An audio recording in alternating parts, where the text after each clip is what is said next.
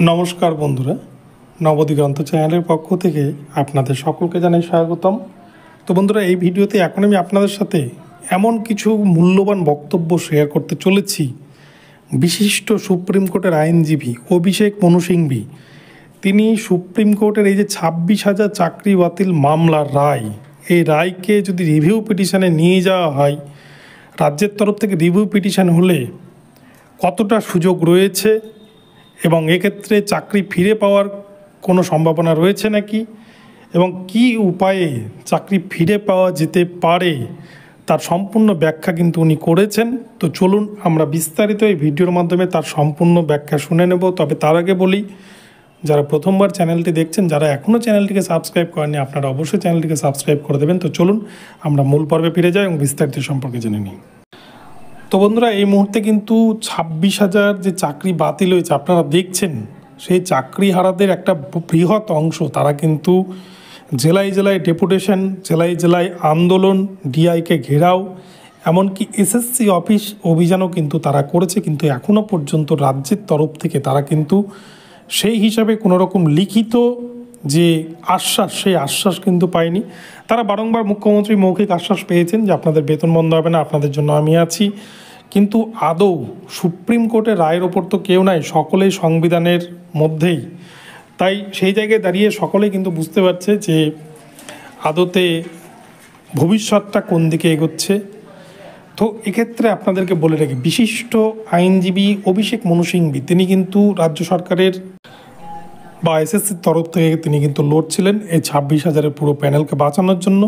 কিন্তু যা যা ডকুমেন্টস তার এগেনস্টে কলকাতা হাইকোর্টের বিশিষ্ট আইনজীবী বিকাশ রঞ্জন ভট্টাচার্য মহাশয় তিনি সাবমিট করেছেন, তাতে কিন্তু বিরোধী পক্ষের এত বড় বড় উকিল থাকা সত্ত্বেও তা কিন্তু টেকেনি, ফলে পুরো প্যানেল কিন্তু বাতিল হয়ে গেছে।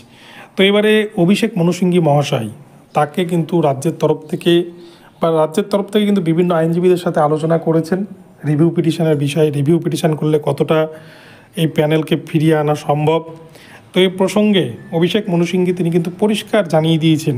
কি জানিয়েছেন আপনারা দেখতেই পাচ্ছেন, একটা স্ক্রিনে লেখা রয়েছে, সেখানে বলে দিয়েছেন সুপ্রিম কোর্টের রায় পুনর্বিবেচনার মাপকাঠি খুবই সংকীর্ণ, মমতাকে বলে দিলেন সিংভি। তো সুপ্রিম কোর্টে একবার যখন কোনো জাজমেন্ট হয়ে যায়, সেই জাজমেন্টের এগেনস্টে যদি রিভিউ পিটিশন করা যায়, রিভিউ পিটিশন অবশ্যই করা যায় সেই মামলাটিকে, সেই রায়কে পুনর্বিবেচনা করার জন্য। কিন্তু এই রিভিউ পিটিশনের জন্য কিন্তু উপযুক্ত ডকুমেন্টস প্রয়োজন। উপযুক্ত যদি ডকুমেন্টস না পাওয়া যায় তাহলে কিন্তু সেই মামলা খারিজ হয়ে যাবে। একদিকে তো রিভিউ পিটিশনে আশা এমনিতেই অনেকটাই কম থাকে, তার কারণ রিভিউ পিটিশনের কিন্তু জিতার চান্স খুবই কম। তার উপরে যদি সঠিক ডকুমেন্টস প্রডিউস না করা হয়, যেমন ধরুন যেটা সুপ্রিম কোর্টের রায়ের আর্টিকেল 14, আর্টিকেল 16-এ বলা হয়েছে যে একটাও যোগ্য ক্যান্ডিডেট যাতে বঞ্চিত না হয়। একটাও যোগ্য ক্যান্ডিডেট বলতে কিন্তু যারা শুধু চাকরি করছে তাদেরকেই কিন্তু এখানে সুপ্রিম কোর্ট যোগ্য বলে বোঝায়নি। যে 22 লক্ষ পরীক্ষার্থী পরীক্ষায় বসেছিলেন তাদের মধ্যেও কিন্তু অনেক যোগ্য ক্যান্ডিডেট থাকতে পারে, কেননা সিবিআই তদন্তে বারংবার উঠে এসছে অনেকেরই ওএমআরের নম্বর কমিয়ে দেওয়া হয়েছে, অনেকেরই ওএমআর সিটের নম্বর কিন্তু বাড়িয়ে দেওয়া হয়েছে।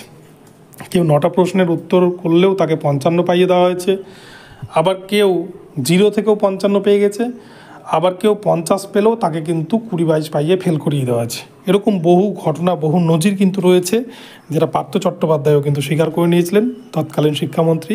তো এরকম ঘটনার পরিপ্রেক্ষিতে সুপ্রিম কোর্ট যে কথা বলেছে, 22 লক্ষ ওএমআর কিন্তু পাবলিশ করতে হবে। অভিষেক মনু সিংভি তিনি কিন্তু পরিষ্কার জানিয়েছেন, যদি প্যানেল বাঁচাতে চায়, যোগ্যদেরকে সত্যি বাঁচাতে চায় রাজ্য, তাহলে কিন্তু 22 লক্ষ যারা পরীক্ষা দিয়েছিলেন প্রত্যেকের কিন্তু মিরর ইমেজ বা ওএমআর কপির, ওএমআর সিটের প্রতিলিপি কিন্তু পাবলিশ করতে হবে। এই একটা প্রসেস, তাহলেই কিন্তু সেখান থেকে যোগ্য অযোগ্য আলাদা হয়ে যাবে এবং আদৌ এর মধ্যে আর কোনো দুর্নীতি লুকিয়ে রয়েছে সেটা কিন্তু স্পষ্ট হয়ে যাবে। তো অভিষেক মনু সিংভি মহাশয় তিনি যেটা বলেছেন রাজ্যকে, যে পুনর্বিবেচনার রায়ে জেতার চান্স কিন্তু খুবই কম, খুবই ক্ষীণ। তবে যদি 22 লক্ষ ওএমআর কিন্তু পাবলিশ করা হয়, তাহলে সেক্ষেত্রে কিন্তু কিছুটা হলেও হয়তো সমস্যার সমাধান হতে পারে। তো বন্ধুরা এখন এই পর্যন্ত রইল, আপনাদেরকে বিস্তারিত জানালাম। ভিডিওটি ভালো লাগলে চ্যানেলটিকে সাবস্ক্রাইব করে দেবেন। দেখা হচ্ছে পরবর্তী ভিডিওতে। সকলে ভালো থাকবেন, ধন্যবাদ।